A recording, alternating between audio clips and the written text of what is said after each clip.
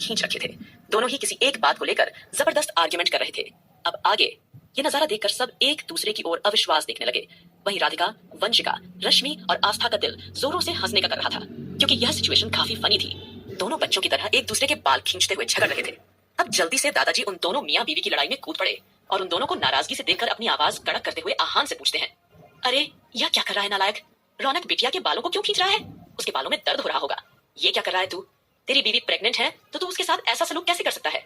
अब जैसे ही दादाजी ने वहां आकर आहान को थोड़ा तेज आवाज में डांटा, तो वैसे ही आहान रोनी शक्ल बनाकर दादाजी से पूछता है, दादाजी आप मेरे दादाजी हैं, किसके दादाजी हैं?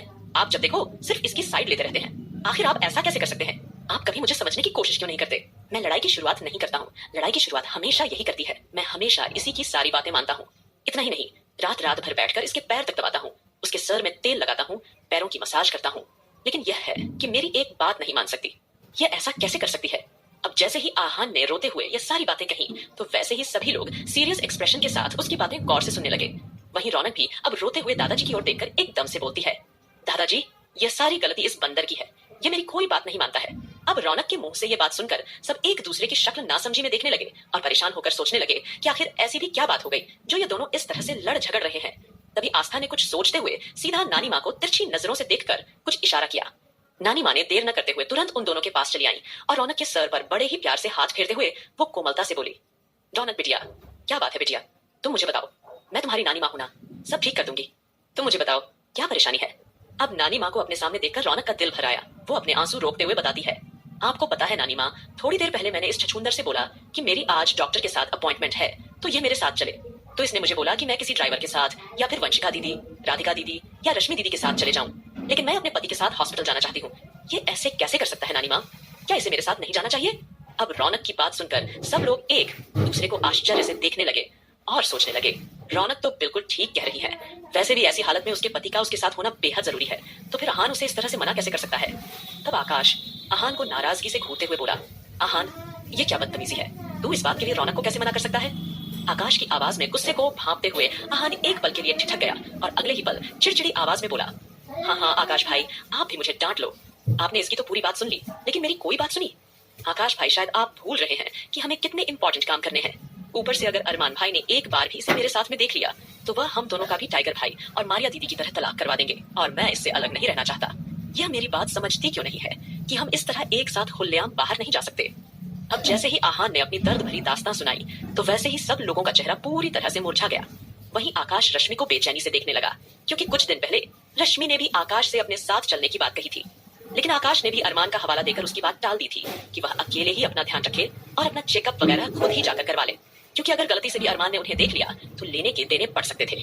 वहीं सुमित भी अगले ही पल शांत नजरों से राधिका को एक हद तक देखने लगा, क्योंकि कुछ दिनों पहले राधिका को भी अंश के लिए और रौनक और रश्मि के होने वाले बच्चों के लिए शॉपिंग करनी थी, तो उसने सुमित को अपने साथ चलने की जिद की थी कि ये कहकर कि अपने बच्चे के लिए ना सही, पर कम से कम वो दूसरे बच्चों के लिए कपड़े खरीदने के लिए उसके साथ चल सकता है।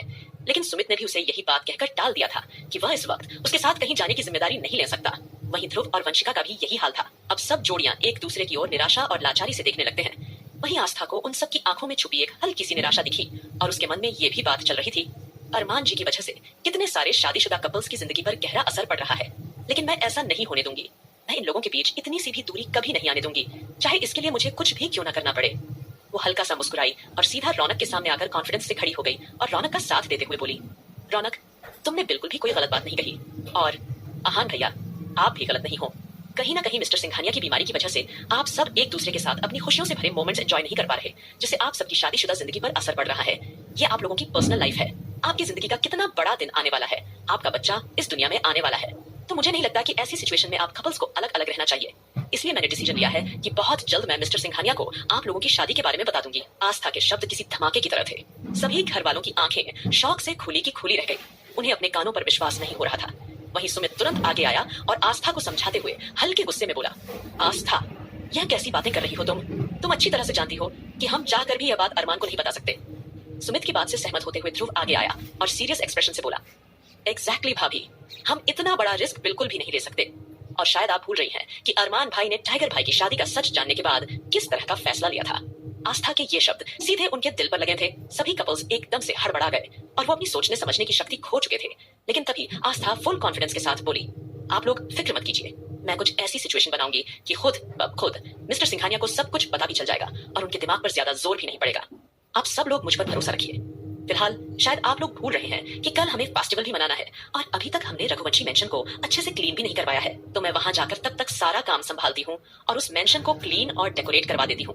फिर हम कल शाम को वहीं पर अपना त्योहार मनाएंगे।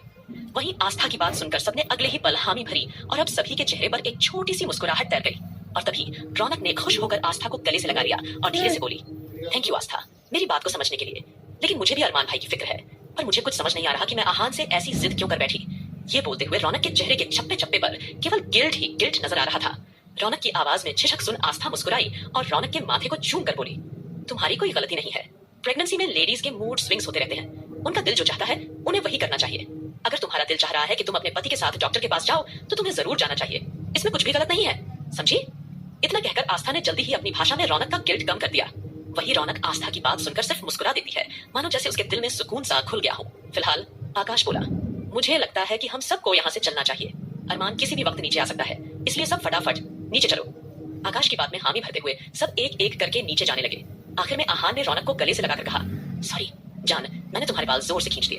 अगर तुम चाहो तो एक बार और मेरे बाल खींच सकती हो और मैं वादा करता हूँ कि मैं शाम को तुम्हारे बालों में अच्छे से तेल मसाज कर दूंगा और तुम्हारे बाल फिर से मजबूत बनाऊंगा। वही आहान की बात सुनकर अगले ही पल रौनक मुस्कुरा उठी। उसे समझ नहीं आ रहा था कि इस सिचुएशन पर रोए या हंसे। उसके पास कहने के कोई शब्द नहीं थे। फिर अचानक आहान ने कुछ सोचते हुए आईब्रो चढ़ाई और एकदम से चिल्लाया, मुझे चैंप के लिए बहुत अच्छी स्पोर्ट्स बाइक खरीदनी है, मैं फटाफट ले आता हूँ। यह सुनते ही रौनक की आंखें गहरी सोच में डूब गई।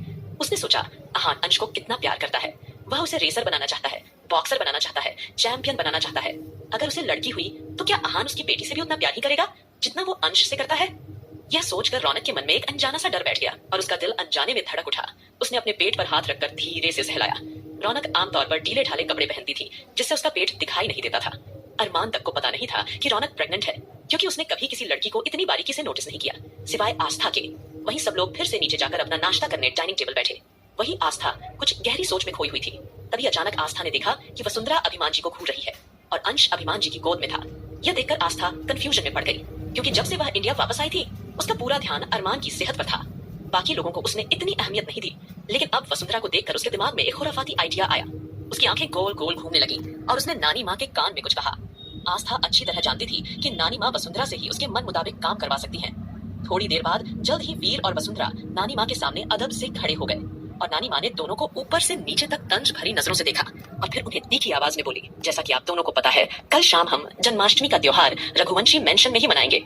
आप लोग एक काम करो, 2 नौकरों को लेकर जाओ और वहाँ मेंशन की सफाई करो। नानी का आदेश सुनते ही वसुंधरा और वीर एक दूसरे की तरफ मुंह बनाते हुए आश्चर्य से देख रहे थे। वीर अपनी माँ की ओर देखकर धीरे से फुसफुसाया, सचमुच मोम, अगर मुझे सिंघानिया मेंशन या अंपायर का लालच नहीं होता तो मैं सबसे पहले इस बुढ़िया को मारकर गार्डन के किसी कोने में दफना देता।